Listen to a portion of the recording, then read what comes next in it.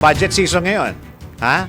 Budget season ngayon, pag-usapan po natin, ang alam ko dito, kasi kanina nabasa ko yung sa item, ang target ng BICAM ay ma-ratify December 22. Kaya ba? Kaya ba? At alamin natin, dahil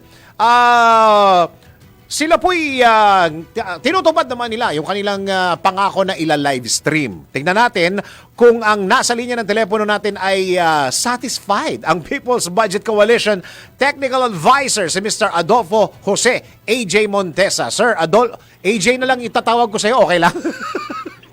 Yes, good morning po, Sir Dennis. Good morning po. Okay lang, AJ na lang itatawag ko sa'yo, pare, okay lang? Yes, AJ na lang po. Oh, para mas cute, AJ. Ayan. O, di ba? O, AJ, kayo sir ay nag-monitor ng budget at naka-live stream naman. Oh, naka-live stream naman. Sabi nila meron daw kayong mga komentaryo regarding dun sa pagla-live stream, Sir AJ? Yes. Actually po, so first time po in history na magkaroon ng live streaming sa BICAM. Dati po, ano lang siya, may private hotel or private meeting room lang po sila. So, nalalaman na lang natin yung magiging final version ng BICAM pagtapos na. Tama. So, very good po na nila-live stream. Ngunit, medyo nababahala po kami sa ibang developments, no? So, for example, nung Sunday po ito, 2 hours late nag-start yung BICAM. Tama. Hindi malinaw kung bakit ganun kahaba yung delay. Tapos, nung patapos na po siya, nung 8:30, mga 8 o'clock, ang lumalabas kasi ay nagdedebate yung House and yung Senate, hindi sila makapag-agree. Pinost nila yung live stream. And then, for 2 hours, nakapost din yung live stream. Nung mga bandang 10:00 na, biglang nag-notify na lang na tapos na pala yung araw na iyon. No? So, hindi natin nakikita yung mga off-cam na moments. Kaya actually, yung panawagan namin nung simula ay sana may in-person, face-to-face na observers mula sa media, sa civil society, para yung mga ganong klaseng usapan, yung mga negotiation nila ay nababantayan din natin. Saka yung tama yung binabasa ko kanina, may nag-comment doon na isang netizen, sabi niya, hindi pa daw pinag-uusapan yung mga pinapatay yung mic. Ay, opo. Hindi natin nalalaman kung ano yung pinag-uusapan nila pagpatay yung mic. Oo. Parang, para daw, tama ba yung reaksyon o obserbasyon ng netizen? Meron daw parang, ako, pasensya ka na, AJ, hindi ako masyado nakatutok. Meron daw yung mga kamay daw nila. Parang yung kamay daw nila nag-uusap, AJ, tama ba yun? Na-monitor niyo ba yun?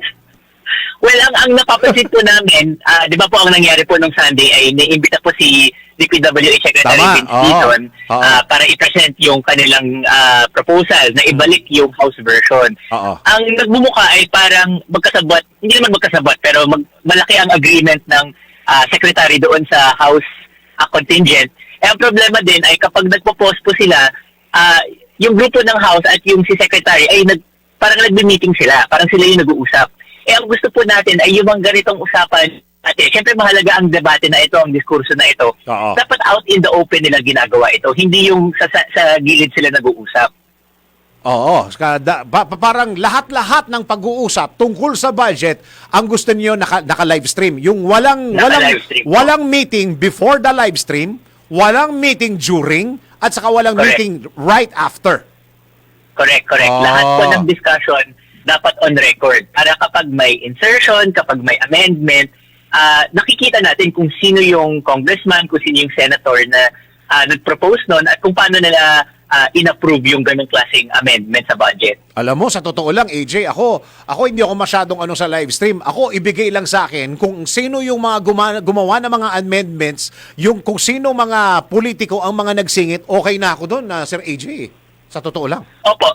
Of course, lahat po ng transcript, lahat ng journal, lahat ng record, at yung magiging final na version ng budget, dapat din po ilabas po nila para ma-review po natin. Yun nga po, mahalaga lahat ng measures for transparency. Mapa-live stream po yan or yung in-person observer. Magandang hakbang yun kasi ito nga po, na-observe natin yung mga ganitong observation dahil nag-live stream. So isipin niyo po, dati walang ganito, mas lalong karapalan po yung corruption. Kaya nga nung yung chairperson ng appropriations dati si Zaldico, kaya nga siya yung may napakaraming insertions, di ba? Kasi nga, sikreto lahat. napaka-importante din AJ ng minutes of the meeting ng budget. Kasi parang yung 2025 parang walang lumalabas ng minutes of the meeting eh. Yes, sir. Actually, nung simula pa lang ng budget process, iyan yung isang, kung naalala po nung nagsimula yung hearings dun sa House of Representatives, Opo. Si Congressman Toby Chanco po yung nanawagan na ilabas yung BICAM report. Ngunit parang hindi mailabas ng House yung full minutes ng small committee at ng BICAM report. Kaya nga, naging malakas yung boses ng civil society, ng media na tanggalin na yung small committee na yan at yung BICAM ay dapat magkaroon ng live stream, dapat magkaroon ng observers para makita natin kung anong pinag-uusapan nila. Kasi doon naman talaga makikita yun eh. Minutes yun, AJ, hindi ba? Makikita na natin. Data yun. Kung sino nakalista doon, makikita natin kung sino ang nagpag-amend o sino nagsingit ng anuman sa loob ng budget. Yes, exactly po. No? So actually yun yung malaking kaibahan ng House doon sa Senate. Yung sa House of Representatives po, yung mga insertions na tinatawag, may nilabas po yung PCIJ ng report. Isa pa yan. Ang lumalabas doon kung sino yung may malaking allocables. Ang problema nga ay walang listahan, walang minutes kung sino bang nag-propose nun. So, syempre, ang nakikita na lang natin ay yung naging proposal nila na final version. Ikumpara natin dito sa Senado, meron silang proseso na kapag magpo-propose ka ng infrastructure DPWH project, kailangan may kasama yon na program of works, kailangan may kasama yung resolution mula sa barangay o sa LGU na magpapatunay na itong infrastructure project na ito ay kailangan talaga. So, medyo malayo ang proseso ng House sa Senado. Kaya, mula sa grupo namin, mas gusto namin yung Senate version ng DPWH budget. Mas mababa ang risk na mayroong corruption doon.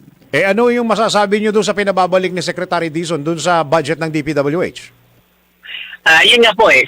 Siguro, ang punto kasi niya ay yung presyo. Gusto nilang ipabalik yung House na version, yung pinasa ng House na budget. Ang dahilan daw nila ay dahil yung adjustment ng construction materials na price data na ginawa ng Senado. So, ang ginawa ng Senado kasi ay nilinis nila yun para maiwasan ang overpricing. So, ang argumento po ni Secretary Vince Dizon ay mali daw yung formula na ginamit nila, mali yung calculation nila.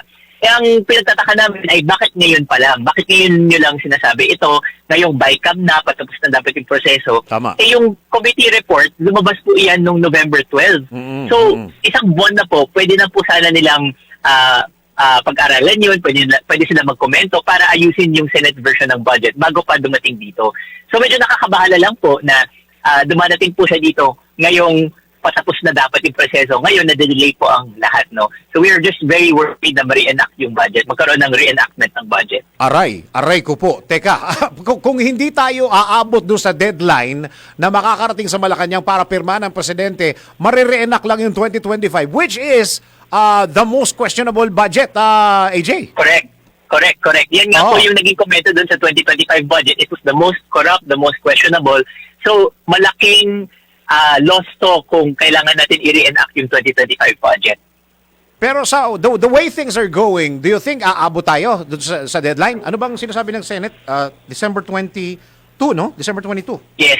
Yung 22 po kasi yun yung last day ng session ng Congress. So, kailangan po nila i-ratify yung BICAM version by then para mapag-aralan ng presidente at kung may inudito man siya, no, masasign niya yung budget before na matapos yung taon. Ngunit sa nangyayari ngayon, di ba, nag-cancel pa nga sila kahapon. Ngayon, di natin alam kung ano yung mangyayari.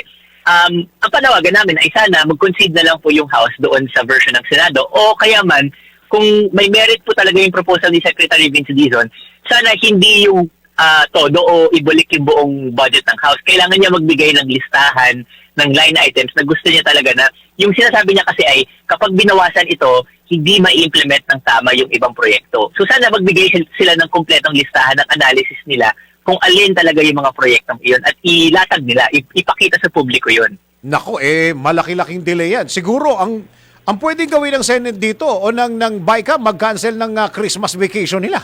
Ganun lang siguro pwedeng gawin. Hindi ba? Baka nga, kailangan nila. Deserve ng Filipino people na magkaroon ng budget. So, dapat mag-overtime po talaga sila. Sa maiksing explanation na AJ, pakipaliwanag mo sa mga kababayan natin, ano ang magiging bad effect pag na-reenact yung 2025 budget? Go ahead. Ayun po. So, yung reenacted budget po kasi, 'di ba, kada taon nagpapasa ng panibagong budget for the fiscal year. So, for example, ngayong 2025, kailangan nila ipasa yung budget para sa 2026. Oo. Ngayon, kung tumagal masyado yung proseso at hindi nila naipasa yon bago matapos ang taon, technically, ang mangyayari ay kung ano yung budget ng nakaraang taon, yun na rin yung mag-apply. So, yung provisions, yung amounts na nangyari noong 2025, ganun din yung mangyayari sa 2026. Habang hinihintay nila na ma-approve, ma-ratify at ma-sign yung 2026 budget. So nangyari na po ito in the past. No? So noong 2019, nagkaroon din ng delay tungkol din sa flood control. May port din nung panahong yon, kaya na-delay yung budget na yon. And then nung panahon ni GMA, madalas magkaroon ng reenacted na budget. So masama iyon kasi noong 2019, kung naalala nyo po, dahil sa reenacted budget, na-delay ang pasweldo ng gobyerno, na-delay ang ilang proyekto.